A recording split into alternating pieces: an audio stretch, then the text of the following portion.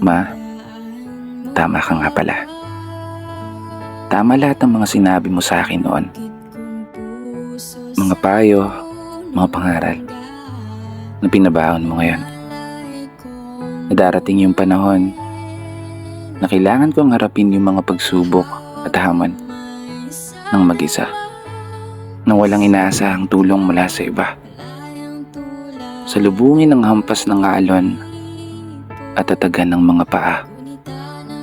At palaging ipaalala sa sarili ang salitang, kaya ko pa. Oo, kaya ko to.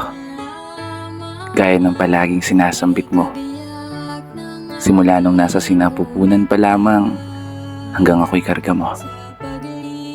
Pinapakain, nililiguan, pinapatulog gamit ang iyong tinig. Paborito kong himig habang mga mata mo'y nakatitig. Hanggang sa nagkaisip, mga kamay mo pa rin ang aking hilig.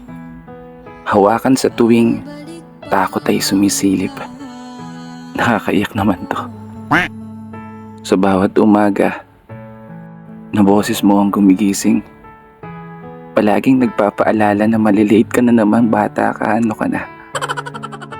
Ay, ikaw ang pinakamagaling na rapper na nakilala ko. Okay, balik tayo. Seryoso na. Ikaw nga pala yung nanay ko.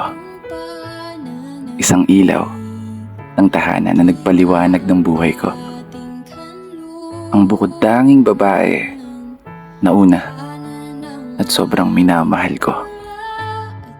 Isang babae na habang buhay iingatan ko. Kaya sana ma, bagal-bagalan mo yung pagtanda mo ha. Pangako, ipapanalo ko to.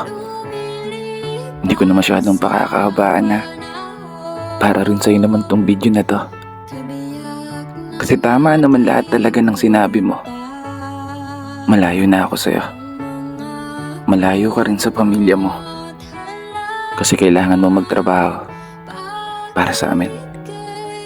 At ako naman, kailangan kong maghanap buhay para sa magiging pamilya ko balang araw.